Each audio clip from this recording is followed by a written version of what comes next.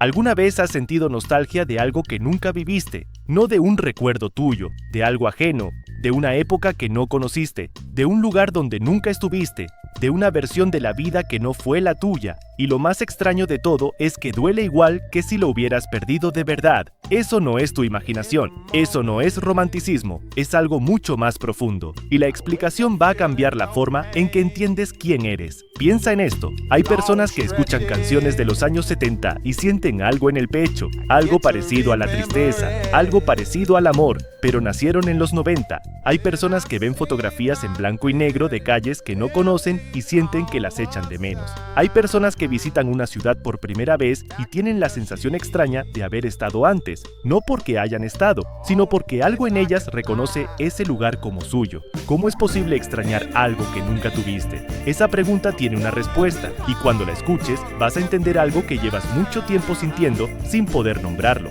Existe una palabra para esto, la inventó un fotógrafo y escritor llamado John Koenig, que pasó años construyendo un diccionario de emociones que no tenían nombre. La llamó anemoia, nostalgia de un tiempo que no viviste. Y cuando publicó esa palabra, algo increíble pasó. Millones de personas en todo el mundo reaccionaron exactamente igual. Dijeron, eso es lo que siento, eso es exactamente lo que siento. Por fin existe una palabra para esto. Y esa reacción masiva es el primer indicio de que aquí está pasando algo que no tiene que ver solo con el sentimentalismo. Porque si millones de personas sienten lo mismo, la anemoia no es un capricho emocional, es un mecanismo. Y los mecanismos siempre tienen una razón de ser. Para entender qué está pasando en tu cerebro cuando sientes esto, hay que ir muy atrás, mucho antes de que existieras. Los seres humanos sobrevivimos durante cientos de miles de años, no porque fuéramos los más fuertes ni los más rápidos. Sobrevivimos porque éramos los mejores transmitiendo información, no solo con la escritura, no solo con el lenguaje,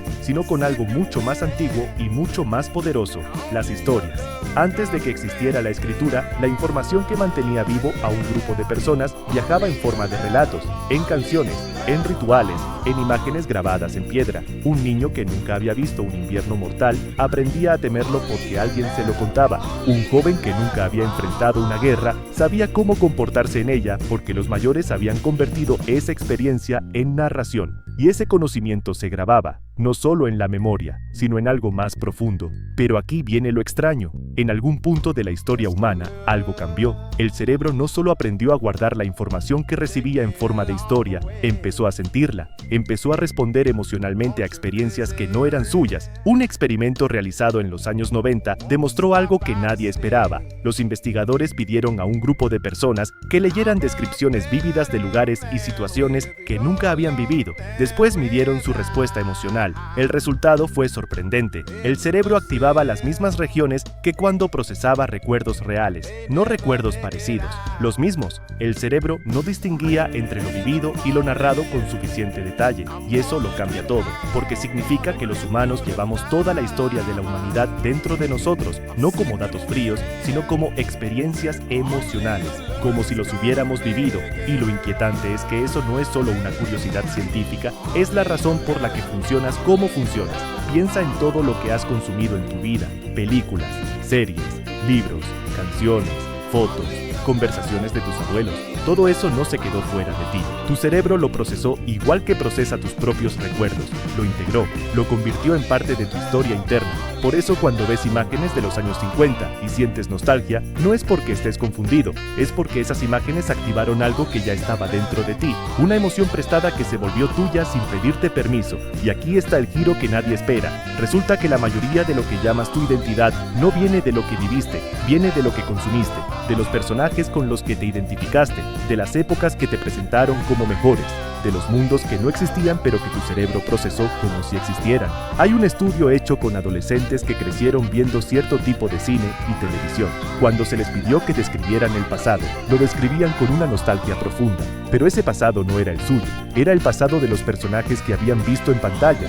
Lo habían absorbido tan completamente que se había convertido en su memoria. No fabricada conscientemente, simplemente adoptada. Y esto plantea una pregunta que tal vez no quieras hacerte. ¿Cuánto de lo que llamas tu pasado es tuyo? ¿Cuánto de lo que sientes que perdiste nunca fue tuyo para empezar?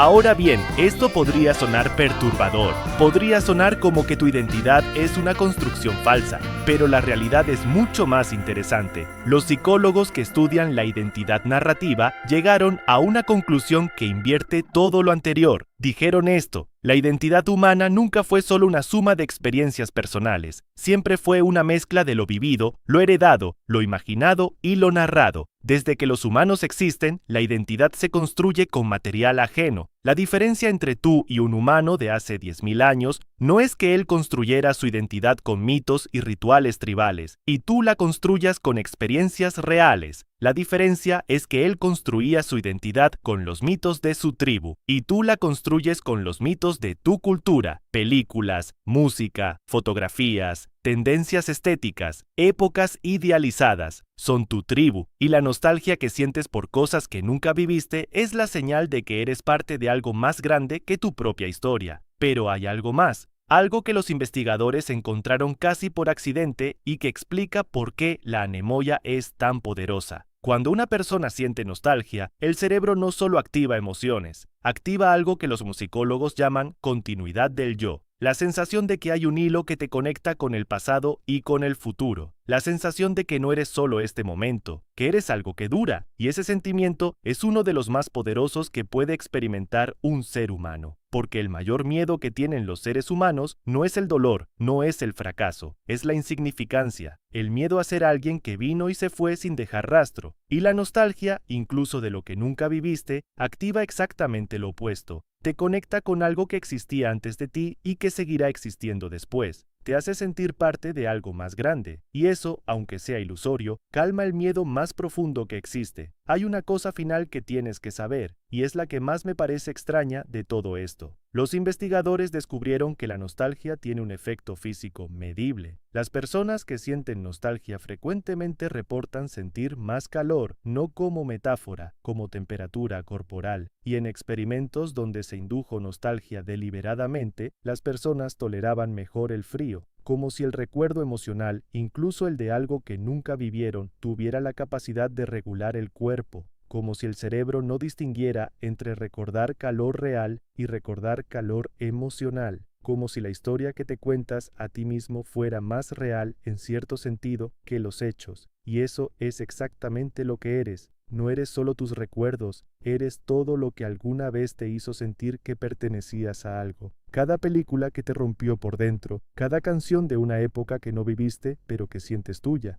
cada fotografía de un mundo que desapareció antes de que llegaras y que aún así echas de menos. Todo eso es parte de ti, no porque te hayas equivocado al sentirlo, sino porque así es exactamente como los humanos hemos construido la identidad desde el principio, con historias ajenas que se vuelven propias, con pérdidas de cosas que nunca tuvimos, con nostalgia de mundos que tal vez nunca existieron, y con la extraña certeza de que, de alguna forma, sí eran nuestros. Tengo una pregunta para ti. ¿De qué época sientes nostalgia aunque no la hayas vivido? ¿Qué mundo que no conociste sientes que te pertenece? Escríbelo en los comentarios. Y si este video te hizo pensar en algo que no esperabas pensar hoy, ya sabes lo que sigue. Suscríbete, porque esto es exactamente lo que hacemos aquí.